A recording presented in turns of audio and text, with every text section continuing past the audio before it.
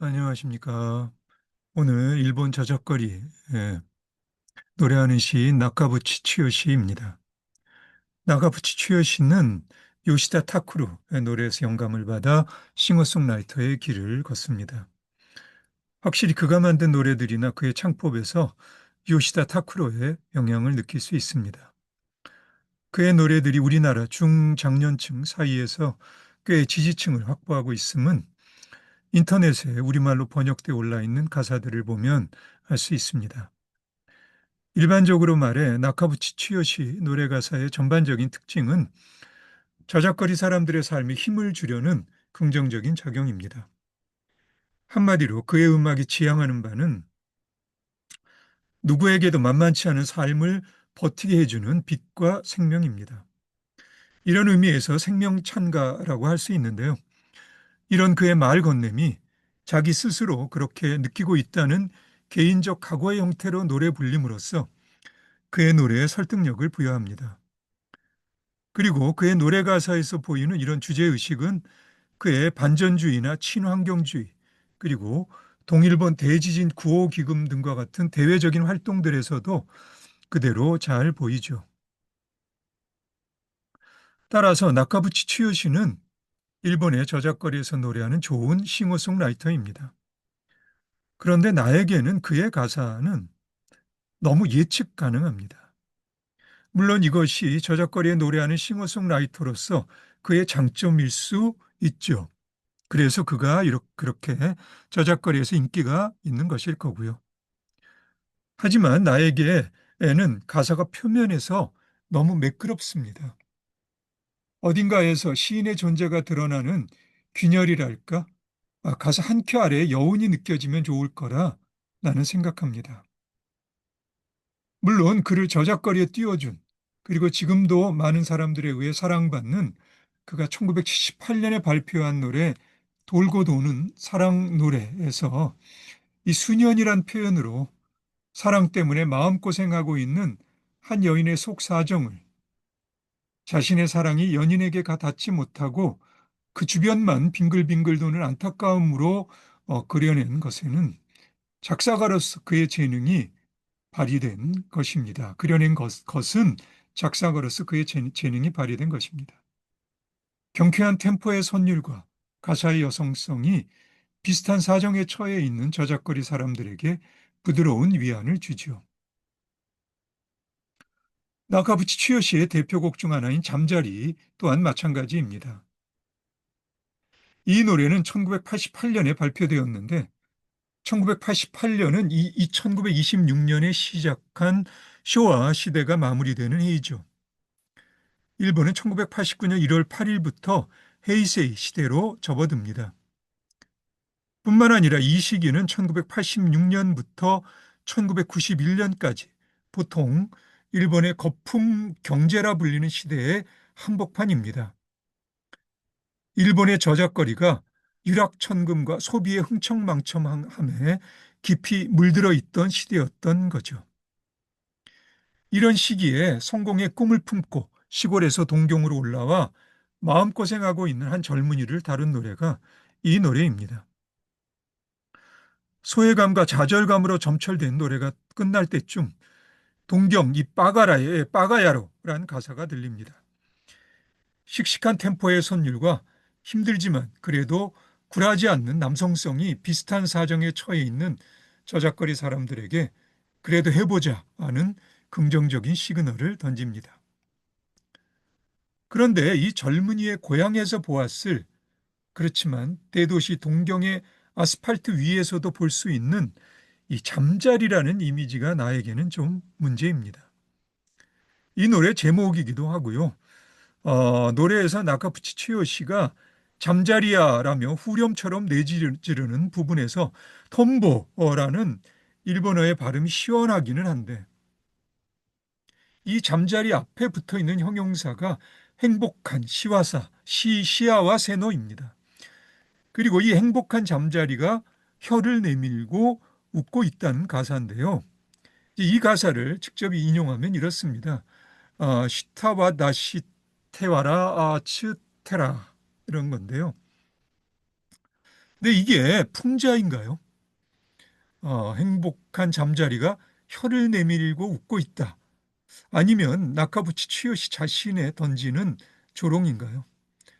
아쉽게도 나에게는 나카부치 추요시의 마음이 보이지가 않습니다.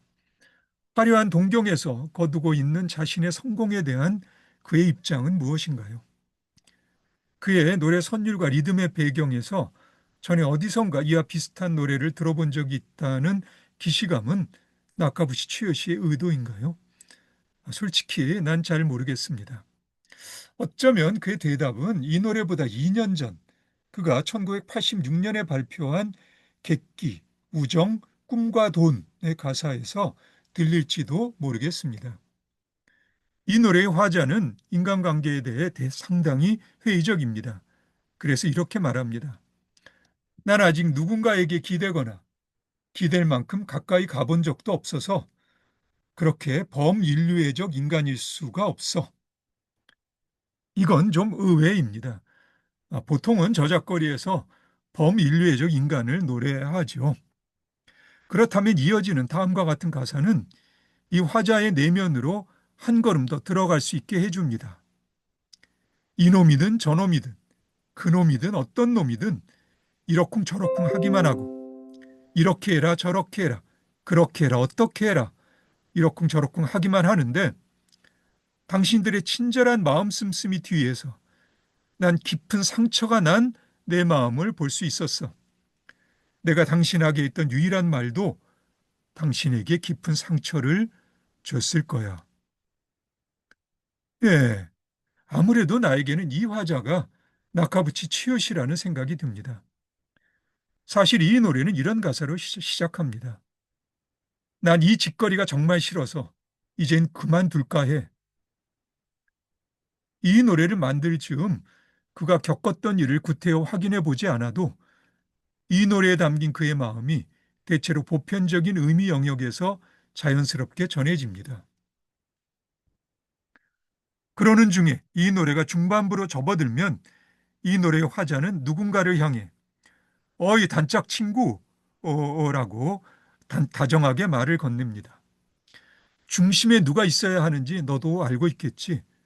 그건 당연히 나라고 생각하는데 너는 어떻게 생각해? 결국 결정해야 할 사람은 나 자신이잖아. 그러니까 마지막에 하는 게 결국 나잖아. 이런 느낌. 그러고 나서 다시 어이 단짝 친구라고 부르더니 친구의 안부를 물은 후 상당히 의미심장한 말을 합니다. 이 부분이 이 노래의 제목입니다. 등에 짊어진 무게는 감당할 만한 한 거야. 객기나 우정, 꿈이나 돈 같은 게 만만치가 않지. 제 맘대로 되지 않는 게 그게 조금은 또 현실이기도 하니까. 내 생각에 아무래도 나카부치 추요시는 누군가에게 단단히 화가 나 있는데 생각해보면 그게 결국은 자기 탓이라는 인식에 도달하면서 그 심적 고통을 풀어보려고 하는 것 같습니다. 어쩌면 이 노래는 치열했던 그 과정의 기록일지도 모른다는 생각도 듭니다. 한마디로 단짝 친구는 거울 속의 자신일 수도 있습니다. 그렇다면 이 노래 마무리 부분의 가사가 납득이 됩니다. 납득이 될 뿐만 아니라 좋은 가사입니다. 말이란 건 어려워. 말이란 게 정말 어렵다고. 모국어라고는 하지만 그래서 오히려 더 어려워. 내가 솔직해지려고 하면 할수록 나도 모르게 도리어 모든 게 어긋나 버려. 우리는 자신을 과대평가하는 경향이 있고 그래서 또 죄를 저질러. 입이라는 게 거짓말을 말하기 위해 존재한다는 느낌이야. 난 지금 누가 옳은지 그른지를 따지고 있는 게 아니라고. 난 단지 내 패배를 인정함으로써 새롭게 출발하고 싶을 뿐이야. 어떤가요? 나카부치 치요시의 존재가 느껴지나요? 예, 나는 느껴집니다. 무언가 좀 삐딱한 존재입니다. 이 가사를 쓴 전후 사정은 모르겠지만 그의 삐딱한 심사가 좀 사납습니다. 이 삐딱한 존재감 때문에 이 가사가 좋은 시라는 건 아닙니다. 그래도 존재감이 있어 이 가사를 소개할 수 있겠다는 정도입니다. 전형적인 그의 노래 가사와 한번 비교해 보시겠습니까? 이 노래보다 다시 2년 전으로 돌아가 1984년 그와 동료 작사가인 아키모토 야스시가 함께 가사를 쓴 마지막 기회를 잡아 Hold Your Last Chance는 나카부치 추요시의 그 많은 노래 가사들을 응축해 놓았다고 말해도 좋을 만한 전형적인 작품이라고 나는 생각합니다. 인터넷에 이 노래의 가사가 번역되어 있는데 아무 부분이나 인용해도 가사 전체를 이해하는데 큰 무리가 없을 겁니다. 다음은 이 노래의 시작 부분입니다. 상처 입고 쓰러져도 박차고 올라갈 힘이 필요해. 사람은 모두 나약함을 등에 지고 살아가지. 쓰디쓴 눈물을 맛보더라도 미소 짓는 다정함을 원해. 내가 사랑에 매달리는 것보다 우선은 너 자신이 강해져야 해. Hold your last chance. 예, 그럼 오늘은 여기까지 하겠습니다. 그리고 우리 다음에 일본 저작거리에 노래하는 시인 쿠아타 게이스케로 계속하도록 하지요. 오늘도 수고 많으셨습니다. 그럼 우리 다음에 다시 봅시다.